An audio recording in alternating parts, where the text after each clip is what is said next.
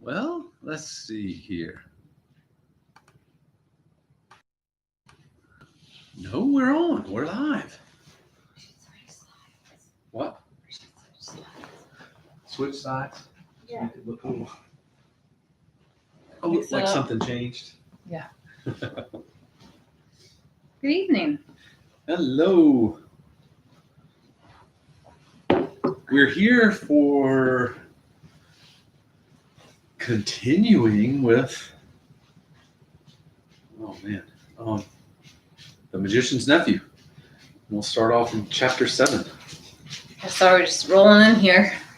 Hopefully get to chapter 9 tonight. I think that's worked out pretty well within an hour the last few times. So we'll go at it again. You want to start? Yeah, just to remind y'all, at the end of chapter 6, a door had just flung open. Aunt Letty looked around and saw with amazement that an enormous woman, splendidly dressed with bare arms and flashing eyes, stood in the doorway. What a scene. The witch. It was the witch. Yes. So. I don't think it'll be the last time we hear of the witch. No. So what happened at the front door? What happened at the front door, Rob? I'll read. You tell us. Y'all tell them. You tell us. Okay. Now, slave, how long am I to wait for my chariot? Thundered the witch. Uncle Andrew cowered away from her. Now that she was really present, all the silly thoughts he had had while looking at himself in the glass were oozing out of him. But Aunt Letty at once got up from her knees and came over to the center of the room. And who is this young person, Andrew, may I ask? Said Aunt Letty in icy tones. Distinguished foreigner, very important person, he stammered. Rubbish, said Aunt Letty. And then, turning to the witch, get out of my house this moment, you shameless hussy, or I'll send for the police. I want to make sure I got to read that line. That's why I let you read it. She thought the witch must be someone out of a circus, and she did not approve of bare arms. What woman is this? Said Jadis. Down on your knees, minion, before I blast you. No strong language in this house, if you please, young woman, said Aunt Letty. Instantly, as it seemed to Uncle Andrew, the queen towered up to an even greater height. Fire flashed from her eyes. She flung out her arm with the same gesture and the same horrible-sounding words that had lately turned the palace gates of Charn to dust. But nothing happened, except that Aunt Letty, thinking that those horrible words were meant to be ordinary English, said, I thought as much. The woman is drunk. Drunk. She can't even speak clearly. It must have been a terrible moment for the witch when she suddenly realized that her power of turning people into dust, which had been quite real in her own world, was not going to work in ours. But she did not lose her nerve even for a second. Without wasting a thought on her disappointment, she lunged forward, caught Aunt Letty around the neck and the knees, raised her high above her head as if she was no heavier than a doll, and threw her across the room. While Aunt Letty was still hurtling through the air, the housemaid, who was having a beautifully exciting morning, put her head in at the door and said, If you please, sir, the ansom's come. Lead on, slave, said the witch to Uncle Andrew. He began muttering something about regrettable violence, must really protest. But at a single glance from Jadis, he became speechless. She drove him out of the room and out of the house, and Diggory came running down the stairs just in time to see the front door close behind them. Jiminy, she said. She's loose in London, and with Uncle Andrew. I wonder what on earth is going to happen now.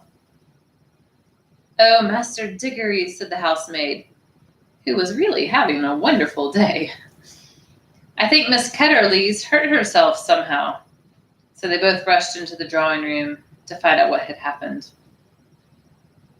If Aunt Letty had fallen on bare boards, or even on the carpet, I suppose all her bones would have been broken. But by great good luck, she had fallen on the mattress. Aunt Letty was a very tough old lady. Aunts often were in those days. Funny, it reminded me, not liking bare arms, it reminded me of the last story we read. All those great aunts. Yeah, that's great. Yeah, it wouldn't be hard to picture one of them in this role. Mm-hmm. After she had had some sal volatile and sat still for a few minutes, she said there was nothing the matter with her except a few bruises. Very soon she was taking charge of the situation. Sarah, she said to the housemaid, who had never had such a day before, go around to the police station at once and tell them there is a dangerous lunatic at large. I will take Mrs. Kirk's lunch up myself. Mrs. Kirk was, of course, Diggory's mother. When Mother's lunch had been seen to, Diggory and Aunt Letty had their own. After that, he did some hard thinking. The problem was how to get the witch back to her own world, or at any rate out of ours, as soon as possible. Whatever happened, she must not be allowed to go rampaging about the house. Mother must not see her. And if possible, she must not be allowed to go rampaging about London either. Diggory had not been in the drawing room when she had tried to blast Aunt Letty, but he had seen her blast the gates at Charn. So he knew her terrible powers and did not know that she had lost any of them by coming into our world. And he knew she meant to conquer our world. At the present moment, as far as he could see, she might be blasting Buckingham Palace or the Houses of Parliament. And it was almost certain that quite a number of policemen had by now been reduced to little heaps of dust. And there didn't seem to be anything he could do about that. The rings seemed to work like magnets, thought Diggory. If I can only touch her and then slip on my yellow, we shall both go into the wood between the worlds. I wonder, will she go all faint again there? Was that something the place does to her, or was it only the shock of being pulled out of her own world? But I suppose I'll have to risk that. And how am I to find the beast? I don't suppose Aunt Letty would let me go out, not unless I said where I was going. And I haven't got more than 2p. I'd need any amount of money for buses and trams if I went looking all over London. Anyway, I haven't the faintest idea where to look. I wonder if Uncle Andrew is still with her. It seemed in the end that the only thing he could do was to wait and hope that Uncle Andrew and the witch would come back. If they did, he must rush out and get hold of the witch and put on his yellow ring before she had a chance to get into the house. This meant that he must watch the front door like a cat watching a mouse's hole. He dared not leave his post for a moment. So he went into the dining room and glued his face, as they say, to the window. It was a bow window from which you could see the steps up to the front door. Was it a bow window? Bow? Yeah. Bow, kind of like arching. Goes out. Yeah. What do we call Those that are now? great. I forgot. Yeah, I love those. Yeah. Mm-hmm. But when she could see the steps up to the front door and see up and down the street so that no one could reach the front door without you knowing. I wonder what Polly's doing, thought Diggory. He wondered about this a good deal as the first slow half hour ticked on. But you need not wonder, for I am going to tell you. She had got home late for her dinner, and her shoes and stockings very wet. And when they asked her where she had been and what on earth she had been doing, she said she had been out with Diggory Kirk. Under further questioning, she said she had got her feet wet in a pool of water, and that the pool was in a wood. Asked where the wood was, she said she didn't know. Asked if it was in one of the parks, she said truthfully enough that she supposed it might be a sort of park. From all of this, Polly's mother got the idea that Polly had gone off without telling anyone to some part of London she didn't know and gone into a strange park and amused herself jumping into puddles. As a result, she was told that she had been very naughty indeed, and that she wouldn't be allowed to play with that Kirk boy anymore if anything of the sort ever happened again. Then she was given dinner with all the nice parts left out and sent to bed for 2 solid hours. It was a thing that happened to one quite often in those days. So while Diggory was staring out of the dining room window, Polly was lying in bed, and both were thinking how terribly slowly the time could go. I think myself I would rather have been in Polly's position. She had only to wait for the end of her 2 hours, Every few minutes, Diggory would hear a cab or a baker's van or a butcher's boy coming around the corner and think, "Here she comes," and then find it wasn't. And in between these false alarms, for what seemed hours and hours, the clock ticked on, and one big fly, high up and far out of reach, buzzed against the window. It was one of those houses that got very quiet and dull in the afternoon and always seemed to smell of mutton. You want to pick up? After mutton, give it to me after the lamb. The smell of mutton, like after it was cooking, just seeps in.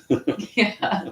It's better than cigars. Yeah, I guess. Oh, wow. During his long watching and waiting, one small thing happened, which I shall have to mention, because something important came of it later on. A lady called with some grapes for Diggory's mother. And as the dining room door was open, Diggory couldn't help overhearing Aunt Letty and the lady as they talked in the hall. "What lovely grapes," came Aunt Letty's voice. "I'm sure if anything could do her good, these would. But poor dear Mabel, I'm afraid it would need fruit from the land of youth to help her now. Mm-hmm. Nothing in this world will do much." Then they both lowered their voices and said a lot more that he could not hear. If he had heard that bit about the land of youth a few days ago, he would have thought Aunt Letty was just talking without meaning anything in particular, the way grown-ups do. And it wouldn't have interested him. But he almost thought so now. But suddenly, it flashed upon his mind that he now knew, even if Aunt Letty didn't, that there really were other worlds, and that he himself had been in one of them. At that rate, there might be a real land of youth somewhere. There might be almost anything. There might be fruit in some other world that would really cure his mother. And well, you know how it feels if you begin hoping for something that you want desperately badly. You almost fight against the hope because it's too good to be true. You've been disappointed so often before. That was kind of how Diggory felt.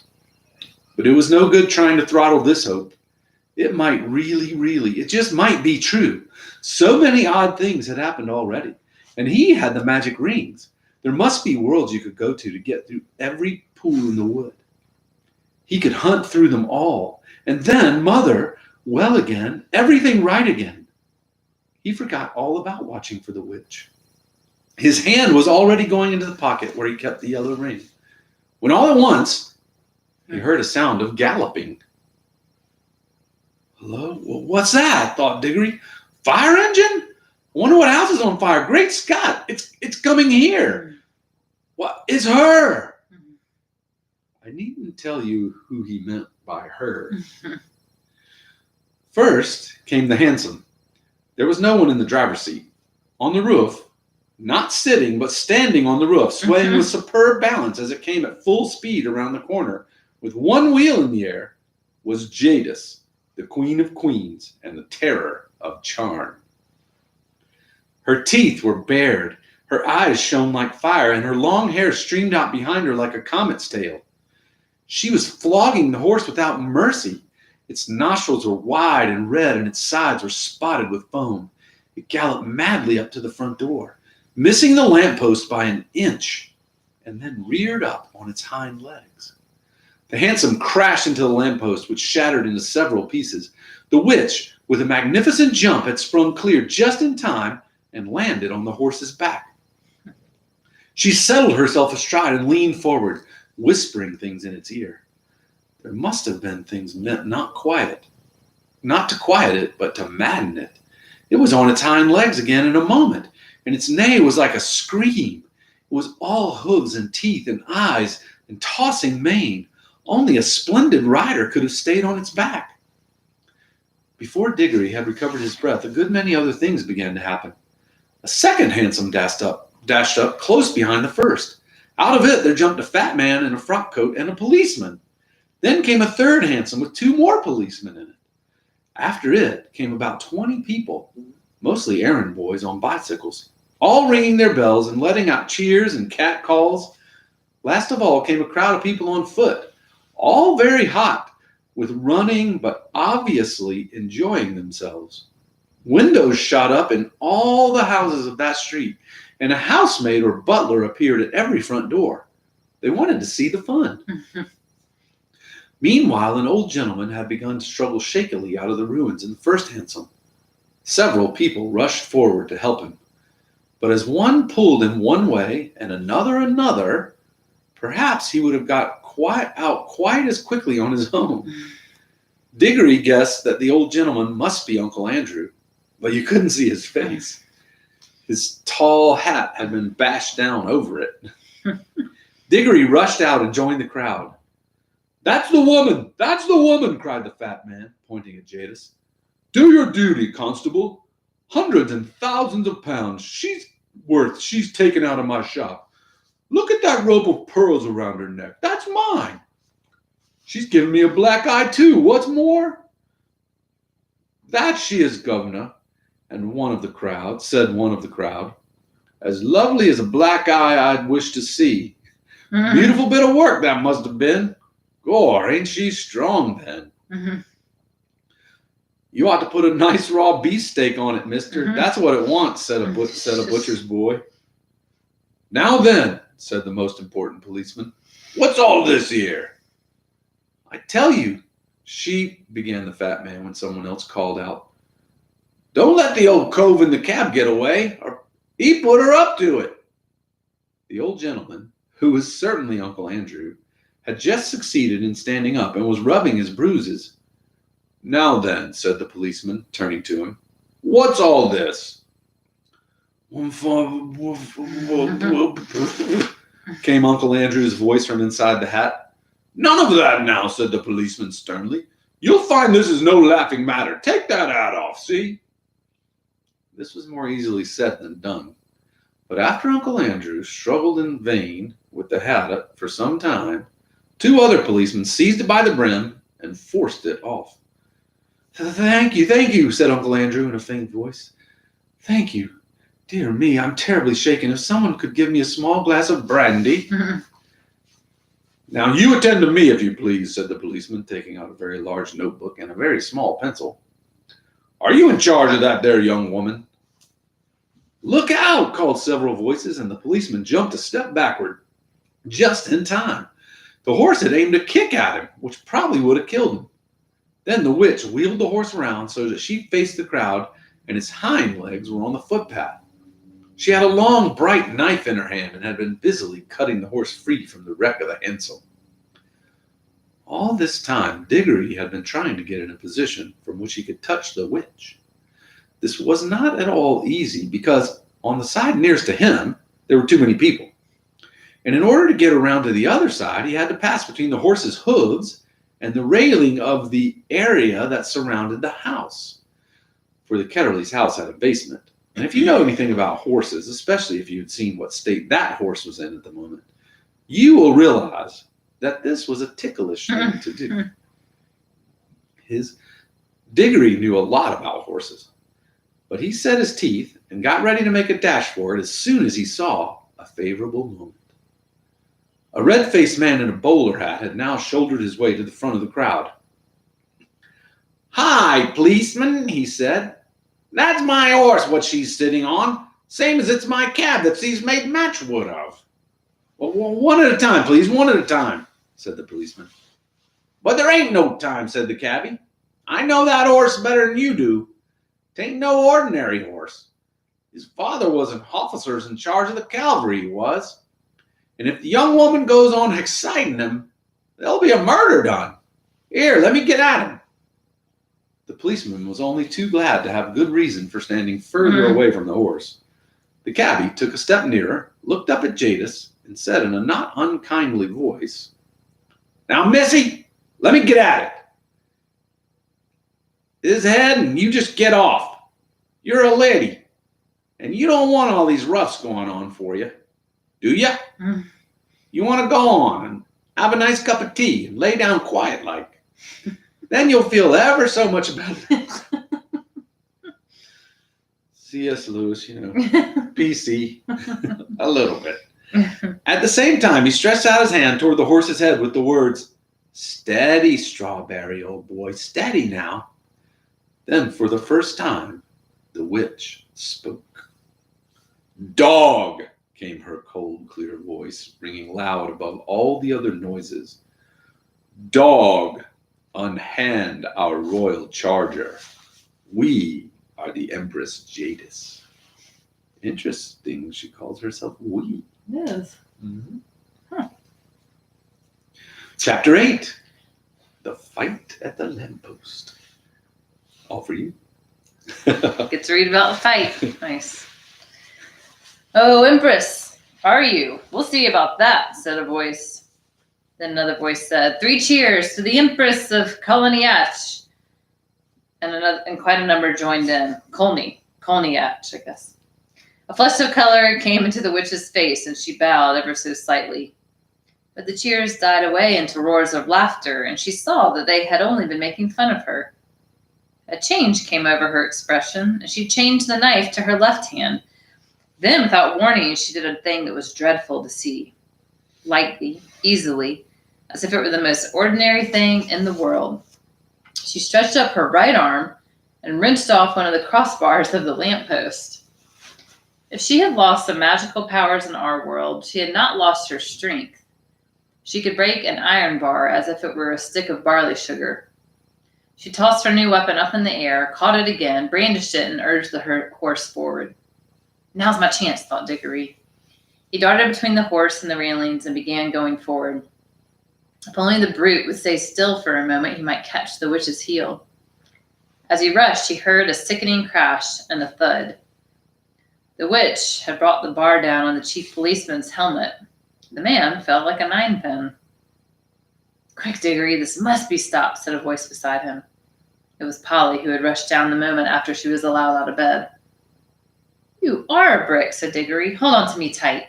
You'll have to manage the ring. Yellow, remember, and don't put it on until I shout. There was a second crash, and another policeman crumpled up. There came an angry roar from the crowd. Pull her down! Get a few paving stones! Call out the military! But most of them were getting as far away as they could. The cabbie, however, obviously the bravest as well as the kindest person present, was keeping close to the horse, dodging this way and that to avoid the bar, but still trying to catch Strawberry's head. The crowd booed and bellowed again. The stone whistled over Diggory's head. Then came the voice of the witch, clear like a great bell, and sounding as if, for once, she were almost happy. Scum! You shall pay dearly for this when I have conquered your world. Not one stone of your city will be left. I will make it as Charn, as Felinda, as Storless, as Bramadin. Diggory at last caught her ankle. She kicked back with her heel and hit him in the mouth. In his pain, he lost hold. His lip was cut and his mouth full of blood. From somewhere very close by came the voice of Uncle Andrew in a sort of trembling scream. Madam, my young lady, for heaven's sake, compose yourself. Diggory made a second grab at her heel and was again shaken off. More men were knocked down by the iron bar. He made a third grab, caught the heel, held on like grim death, shouting to Polly, Go! Then, thank goodness, the angry, frightened faces had vanished. The angry, frightened voices were silenced. All except Uncle Andrew's. Close beside Diggory in the darkness, it was wailing on. Oh, is this delirium? Is it the end? I can't bear it. It's not fair. I never meant to be a magician. It's all a misunderstanding. It's all my godmother's fault. I must protest against this. And my state of health, too. A very old Dorsetshire family. Bother, thought Diggory. We didn't want to bring him along. My hat, what a picnic. Are you there, Polly? Yes, I'm here. Don't keep on shoving. I'm not, began Diggory. Before he could say anything more, their heads came out into the warm green sunshine of the wood. And as they stepped out of the pool, Polly cried out, Oh, look, we've brought the old horse with us, too. And Mr. Ketterly. And the cabbie. This is a pretty kettle of fish. I have a lot of idioms we need to add into our everyday language. Well, this is a pretty kettle of fish. What a picnic. As soon as the witch saw that she was once more in the wood, she turned pale and bent down till her face touched the mane of the horse. You could see she felt deadly sick. Uncle Andrew was shivering. But Strawberry, the horse, shook his head, gave a cheerful whinny, and seemed to feel better. He became quiet for the first time since Diggory had seen him. His ears, which had been laid flat back on his skull, came back into the proper position, and the fire went out of his eyes. That's right, old boy, said the cabbie, slapping Strawberry's neck. That's better. Take it easy. Strawberry did the most natural thing in the world. Being very thirsty, and no wonder, he walked slowly across to the nearest pool and stepped in it to have a drink. Diggory was still holding the witch's heel, and Polly was holding Diggory's hand. One of the cabbie's hands was on Strawberry, and Uncle Andrew, still very shaky, had just grabbed on the cabbie's other hand. What's up? Quick, said Polly, with a look at Diggory. Greens! So the horse never got his drink. Instead, the whole party found themselves sinking into darkness. Strawberry neighed, Uncle Andrew whimpered. Diggory said, That was a bit of luck. There was a short pause. Then Polly said, Oughtn't we to be nearly there now? We do seem to be somewhere, said Diggory. At least I'm standing on something solid. Why, so am I, now that I come to think of it, said Polly. But why is it so dark? I say, do you think we got into the wrong pool? Perhaps this is Charn, said Diggory, only we've got back in the middle of the night. This is not Charn, came the witch's voice. This is an empty world. This is nothing. And really, it was uncommonly like nothing.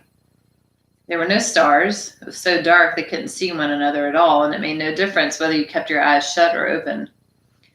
Under their feet, there was a cool, flat something which might have been earth and was certainly not grass or wood. The air was cold and dry, and there was no wind. My doom has come upon me, said the witch in a voice of terrible calmness. Well, don't say that, babbled Uncle Andrew. My dear lady, pray don't say such things. It can't be as bad as that. Ah, cabman, my good man.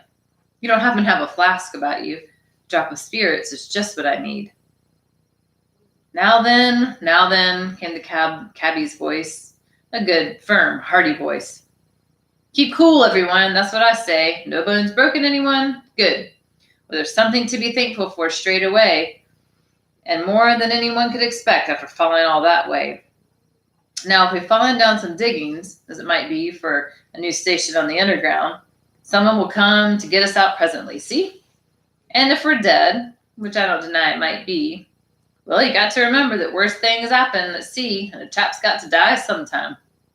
And there ain't nothing to be afraid of if a chap's led a decent life. And if you ask me, I think the best thing we could do to pass the time would be to sing a hymn. And he did. He struck up at once a harvest Thanksgiving hymn, all about crops being safely gathered in. It was not very suitable to a place which felt as if nothing had ever grown there since the beginning of time. But it was the one he could remember best. He had a fine voice, and the children joined in. It was very cheering. Uncle Andrew and the witch did not join in. Toward the end of the hymn, Diggory felt someone plucking at his elbow, and from a general smell of brandy and cigars and good clothes, he decided it must be Uncle Andrew. Uncle Andrew was cautiously pulling him away from the others. When they had gone a little distance, the old man put his mouth so close to Diggory's ear that it tickled and whispered, Now, my boy, slip on your ring. Let's be off. But the witch had very good ears. Fool, came her voice, and she leaped off the horse. Have you forgotten that I can hear men's thoughts? Let go of the boy. If you attempt treachery, I will take such vengeance upon you as never was heard of in all worlds from the beginning. And, added Diggory, if you think I'm such a mean pig as to go off and leave Polly, and the cabbie, and the horse in a place like this, you're well mistaken. You are a very naughty and impertinent little boy, said Uncle Andrew. Hush, said the cabbie. They all listened. In the darkness, something was happening at last. A voice had begun to sing. It was very far away, and Diggory found it hard to decide from which direction it was coming. Sometimes it wanted to come from all directions at once. Sometimes he almost thought it was coming out of the earth beneath them. Its lower notes were deep enough to be the voice of the earth herself. There were no words. There was hardly even a tune. But it was, beyond comparison, the most beautiful noise he had ever heard. It was so beautiful he could hardly bear it. The horse seemed to like it too. He gave a sort of whinny a horse would give if, after years of being a cab horse, it found itself back in the old field where it had played as a foal and saw someone whom it remembered and loved coming across the field to bring it a lump of sugar. That was so good. "God," said the cabbie, "ain't it lovely?" Then two wonders happened at the same moment. One was that the voice was suddenly joined by other voices, more voices than you could possibly count. They were in harmony with it, but far higher up the scale. Cold, tingling, silvery voices. The second wonder was that the blackness overhead all at once was blazing with stars. They didn't come out gently one by one as they do on a summer evening. One moment, there had been nothing but darkness. Next moment, 1,000 points of light leaped out, single stars, constellations, and planets, brighter and bigger than any in our world. There were no clouds. The new stars and the new voices began at exactly the same time. If you had seen and heard it, as Diggory did, you would have felt quite certain that it was the stars themselves which were singing, and that it was the first voice, the deep one, which had made them appear and made them sing. "Glory be," said the cabbie. "I'd have been a better man all my life if I'd known there were things like this." The voice on the earth was now louder and more triumphant, but the voices in the sky, after singing loudly with it for a time, began to get fainter. And now something else was happening. Gosh, keep on reading, but I'm letting you read some. No, you can keep going. Far away and down near the horizon, the sky began to turn gray. A light wind, very fresh, began to stir. The sky in that one place grew slowly and steadily paler. You could see shapes of hills standing up in the dark against it. All the time, the voice went on singing. There was soon light enough for them to see one another's faces. The cabbie and the two children had open mouths and shining eyes. They were drinking in the sound, and they looked as if it reminded them of something.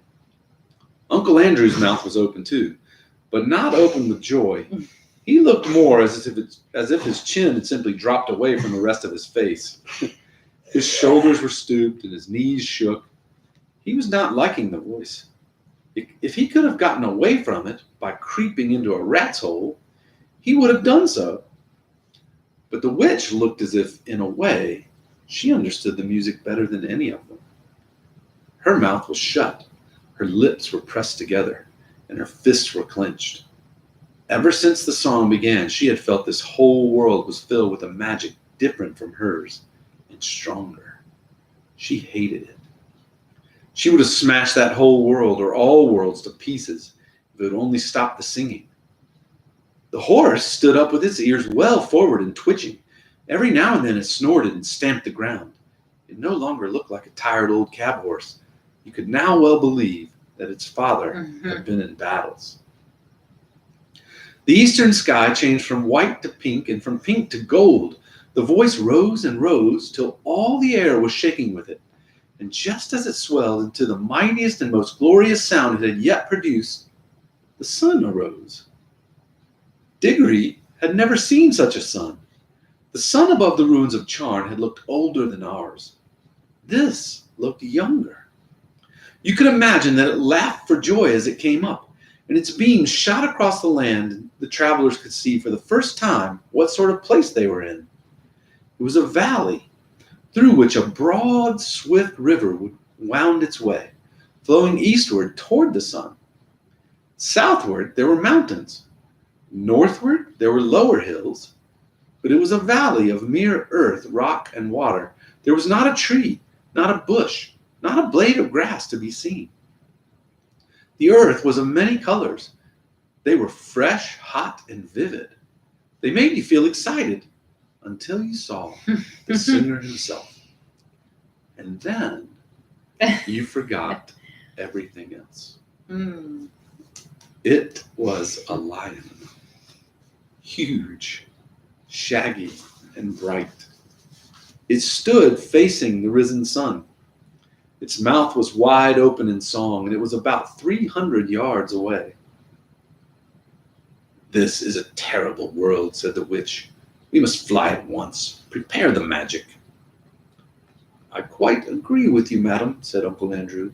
"A most disagreeable place, completely uncivilized. If only I were a younger man and had a gun." "Guard," said the cabbie. "You don't think you could shoot 'em, do you?" "And who would?" said Polly. "Prepare the magic, old fool," said Jadis. "Certainly, madam," said Uncle Andrew cunningly. "I must have both the children touching me. Put on your homeward ring at once, Diggory." He wanted to get away without the witch. "Oh, it's rings, is it?" cried Jadis. She would have had her hands in Diggory's pocket before you could say knife.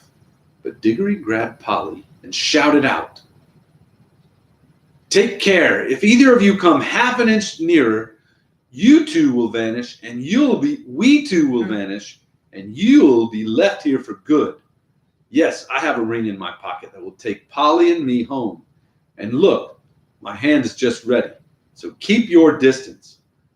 I'm sorry about you," he looked at the cabbie, "and about the horse, but I can't help that. As for you two," he looked at Uncle Andrew and the Queen, "you're both magicians, so you ought to enjoy living together." "Hold your noise, everyone," said the cabbie. "I want to listen to the music." Mm-hmm. For the song had now changed. Mm-hmm. So lovely. Isn't it? The lion forgot everything The lion. else. And yet still the conniving, you know. Mm-hmm. Can't see it for what it is. Yeah. I might be like that sometimes. Chapter 9, The Founding of Narnia. Mhm. The lion was pacing to and fro about that empty land and singing his new song. It was softer and more lilting than the song which he had called up the stars and the sun, a gentle rippling music. And as he walked and sang, the valley grew green with grass. It spread out from the lion like a pool. It ran up the sides of the little hills like a wave. In a few minutes, it was creeping up the lower slopes of the distant mountains, making that young world every moment softer. The light wind could now be heard ruffling the grass. Soon there were other things besides grass. The higher slopes grew dark with heather. Patches of rougher and more bristling green appeared in the valley. Diggory did not know what they were until one began coming up quite close to him. It was a little spiky thing that threw out dozens of arms and covered these arms with green and grew larger at the rate of about an inch every 2 seconds. There were dozens of these things all around him now. When they were nearly as tall as himself, he saw what they were. "Trees," he said. The nuisance of it, as Polly said afterwards, was that you weren't left in peace to watch it all. Just as Diggory said trees, he had to jump because Uncle Andrew had sidled up to him again and was just going to pick his pocket. It wouldn't have done Uncle Andrew much good if he had succeeded, for he was aiming at the right-hand pocket, because he still thought the green rings were homeward rings. But of course, Diggory didn't want to lose either. "Stop!" cried the witch. "Stand back, no further back. If anyone goes within 10 paces of either of the children, I will knock out his brains." She was poising in her hand the iron bar that she had torn off the lamppost, ready to throw it. Somehow, no one doubted that she would be a very good shot. "So," she said, "you would steal back to your own world with the boy and leave me here? Uncle Andrew's temper at last got the better of his fears. "Yes, ma'am, I would," he said. "Most undoubtedly I would. I should be perfectly in my rights. I have been most shamefully, most abominably treated. I have done my best to show you such civilities as were in my power. And what has been my reward? You have robbed, I must repeat the word, robbed a highly respectable jeweler. You have insisted on my entertaining you to an exceedingly expensive, not to say ostentatious lunch, though I was obliged to pawn my watch and chain in order to do so. And let me tell you, ma'am, that none of our family have been in the habit of frequenting pawn shops, except my cousin Edward. And he was in the yeomanry. During that indigestible meal, I'm feeling the worse for it at this very moment, your behavior and conversation attracted an unfavorable attention of everyone present. I feel I have been publicly disgraced. I shall never be able to show my face in that restaurant again. You have assaulted the police. You have stolen." "Oh, stow it, governor. Do stow it," said the cabbie. "Watching and listening's the thing at present, not talking." There was certainly plenty to watch and to listen to. The tree which Diggory had noticed was now a full-grown beech whose branches swayed gently above his head. They stood on cool green grass, sprinkled with daisies and buttercups. A little way off along the riverbank, willows were growing. On the other side, tangles of flowering currant, lilac, wild rose, and rhododendron closed them in. The horse was tearing up delicious mouthfuls of new grass. All this time, the lion's song and his stately prowl to and fro, backward and forward, was going on. What was rather alarming was that at each turn he came a little nearer. Polly was finding the song more and more interesting because she thought she was beginning to see the connection between the music and the things that were happening. When a line of dark firs sprang up on the ridge about 100 yards away, she felt that they were connected with a series of deep, prolonged notes, which the lion had sung a second before. And when he burst into a rapid series of lighter notes, she was not surprised to see the primroses suddenly appearing in every direction. Thus, with an unspeakable thrill, she felt quite certain that all the things were coming, as she said, out of the lion's head. When you listened to his song, you heard the things he was making up. When you looked around you, you saw them. This was so exciting that she had no time to be afraid. But Diggory and the cabbie could not help feeling a bit nervous as each turn of the lion's walk brought him nearer. As for Uncle Andrew, his teeth were chattering, but his knees were shaking so that he could not run away. Suddenly, the witch stepped boldly out toward the lion. It was coming on, always singing with a slow, heavy pace. It was only 12 yards away. She raised her arm and flung the iron bar straight at its head. Nobody, least of all Jadis, could have missed at that range. The bar struck the lion fair between the eyes. It glanced off and fell with a thud in the grass. The lion came on. Its walk was neither slower nor faster than before. You could not tell whether it even knew it had been hit. Though its soft pads made no noise, you could feel the earth shake beneath their weight. The witch shrieked and ran. In a few moments, she was out of sight among the trees. Uncle Andrew turned to do likewise, tripped over a root, and fell flat on his face in the little brook that ran down to join the river. The children could not move. They were not even quite sure they wanted to. The lion paid no attention to them. Its huge red mouth was open, but open in song, not in a snarl. It passed by them so close that they could have touched its mane. They were terribly afraid it would turn and look at them, yet in some queer way they wished it would. But for all the notice it took of them, they might just as well have been invisible and unsmellable. When it had passed them and gone a few paces further, it turned, passed them again, and continued its march eastward. Uncle Andrew, coughing and spluttering, picked himself up. "Now, Diggory," he said, "we've got rid of that woman, and the brute of a lion is gone. Give me your hand and put on your ring at once." Keep off, said Diggory, backing away from him. Keep clear of him, Polly. Come over here beside me. Now I warn you, Uncle Andrew, don't come one step nearer. We'll just vanish. Do what you're told this minute, sir, said Uncle Andrew. You're an extremely disobedient, ill-behaved little boy. No fear, said Diggory. We want to stay and see what happens. I thought you wanted to know about other worlds. Don't you like it now you're here? Like it? Exclaimed Uncle Andrew. Just look at the state I'm in. And it was my best coat and waistcoat, too. He certainly was a dreadful sight by now, for of course, the more dressed up you were to begin with, the worse you look after you've crawled out of a smashed hansom cab and fallen into a muddy brook. I'm not saying, he added, that this is not a most interesting place. If I were a younger man now, perhaps I could get some lively young fellows to come here first. One of those big game hunters. Something might be made out of this country. The climate is delightful. I never felt such air. I believe it would have done me good if circumstances had been more favorable. If only we'd had a gun. Guns be blowed, said the cabby. I think I'll go and see if I can give Strawberry a rub down. That horse has more sense than some humans I can mention. He walked back to Strawberry and began making the hissing noises that grooms make. Do you still think that lion could be killed by a gun? Asked Diggory. He didn't mind the iron bar much. With all her faults, said Uncle Andrew, that's a plucky gal, my boy. It was a spirited thing to do.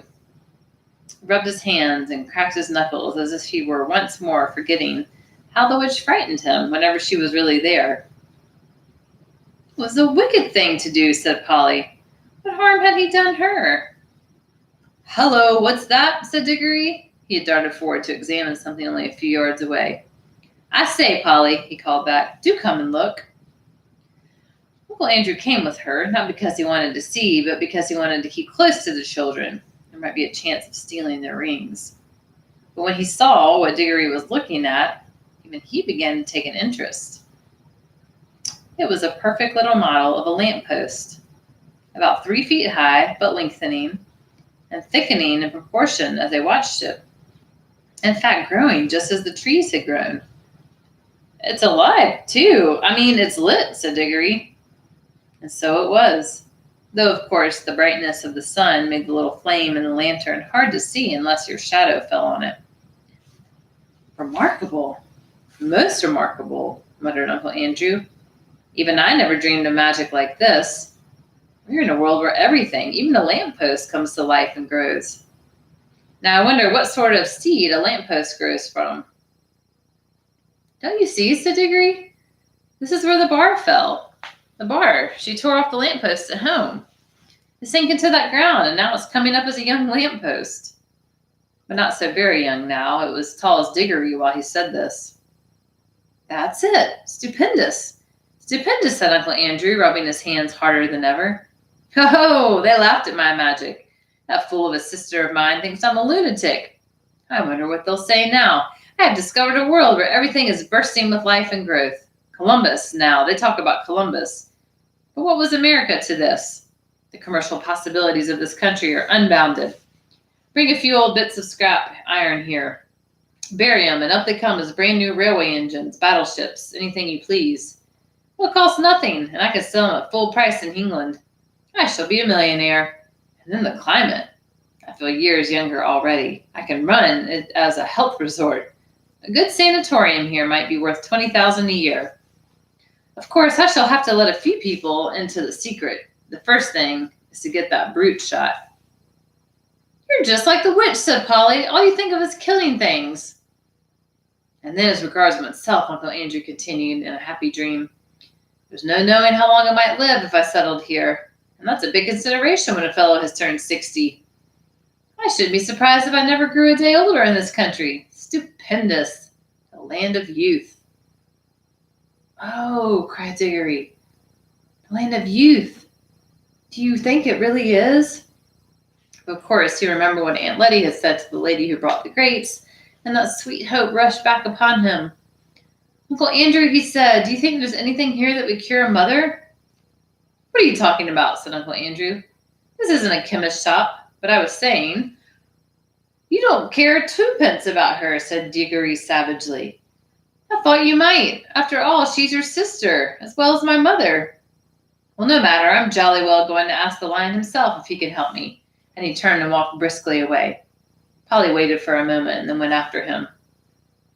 Here, stop, come back. The boy's gone mad, said Uncle Andrew. He followed the children at a cautious distance behind, for he didn't want to get too far away from the green rings or too near the lion. In a few minutes, Diggory came to the edge of the wood, and there he stopped. The lion was singing still. But now, the song had once more changed. It was more like what we should call a tune, but it was also far wilder. It made you want to run and jump and climb. It made you want to shout. It made you want to rush at other people and either hug them or fight them. It made Diggory hot and red in the face.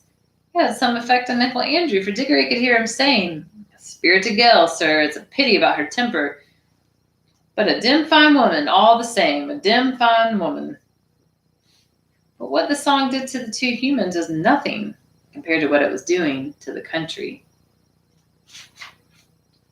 Yeah. Sure. Can you imagine a stretch of grassy land bubbling like water in a pot? For that is really the best description of what was happening. In all directions, it was now swelling into humps. They were of very different sizes, some no bigger than molehills, some as big as wheelbarrows, two the size of cottages, and humps moved and swelled till they burst, and the crumbled earth poured out of them, and from each lump there came out an animal. The moles came out just as you might see a mole come out in England. The dogs came out, barking the moment their heads were free, and struggling as you've seen them do when they are getting through a narrow hole in a hedge.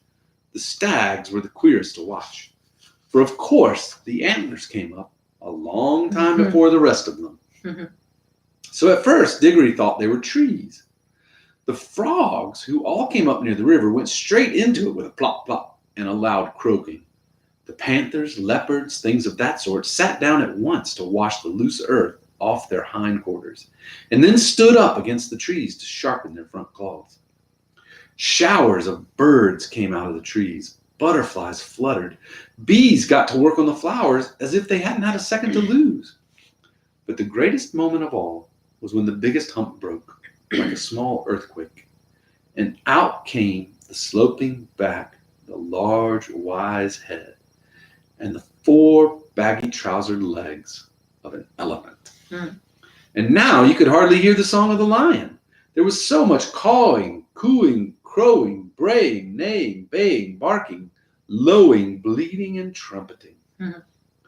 But though Diggory could no longer hear the lion, he could see it. It was so big and so bright that he could not take his eyes off of it. The other animals did not appear to be afraid of it. Indeed, at that very moment, Diggory heard the sound of hoofs from behind. A second later, the old cab horse trotted past him and joined the other beasts. The air had apparently suited him as well as it had suited Uncle Andrew. He no longer looked like the poor old slave he had been in London. He was picking up his feet and holding his head erect. And now, for the first time, the lion was quite silent. He was going to and fro among the animals, and every now and then he would go up to two of them, always two at a time, and touch their noses with his. He would touch two beavers among all the beavers, two leopards among all the leopards, one stag and one deer among all the deer, and leave the rest. Some sorts of animals he passed over altogether, but the pairs which he had touched instantly left their own kinds and followed him. At last he stood still, and all the creatures whom he had touched came and stood in a wide circle around him. The others whom he had not touched began to wander away.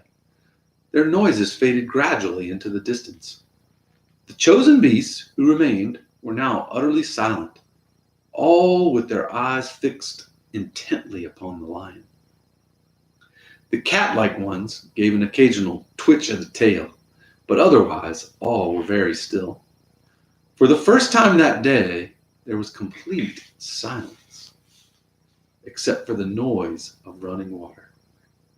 Diggory's heart beat wildly. He knew something very solemn was going to be done. He had not forgotten about his mother, but he knew jolly well that even for her, he couldn't interrupt a thing like this. The lion, whose eyes never blinked, stared at the animals as if he was going to burn them up with his mere stare. And gradually, a change came over them. The smaller ones, the rabbits, moles, and such like, grew a good deal larger. The very big ones, you noticed it most with the elephants, grew a little smaller. Many animals sat up on their hind legs. Most put their heads on one side as if they were trying very hard to understand. The lion opened his mouth, but no sound came from it. He was breathing out a long, warm breath. It seemed to sway all the beasts as the wind sways a line of trees. Far overhead, from beyond the veil of blue sky which hid them, the stars sang again. A pure, cold, difficult music. Then there came a swift flash like fire, but it burnt nobody, either from the sky or from the lion itself, and every drop of blood tingled in the children's bodies. And the deepest, wildest voice they had ever heard was saying, Narnia, Narnia, Narnia, awake. Love, think, speak. Be walking trees, be talking beasts, be divine waters. It's really just a beautiful picture of calling all of that to what he knows it to be in that picture. Yeah, and his breath. You think about the breath. Yeah. And the Holy Ruach, Spirit, right? the Ruach. Yeah. So lovely. So lovely. We have books, we have imagination. Mm-hmm. It is. Um, I hate to stop, but yeah. we'll save some for next week. Yeah, we're actually 2.5 minutes. 10 or Yeah, 11, 12, 10, 11, 12 next week. And then thanks so much, Peggy, for joining. Yeah, we're happy to be with you also, Peggy. Yeah. And We have anyone to have else? we have to have you over to read. You Yeah, can join us to read with us. that would be fun. But yeah, hopefully it's all good fun. Well, we'll see what the rest of this brings, as Narnia is now in our minds in a storybook. Yeah, right? absolutely. So, very good. But everyone have a great evening. Thank you. Yeah. And you have peace in the waiting. As we wait.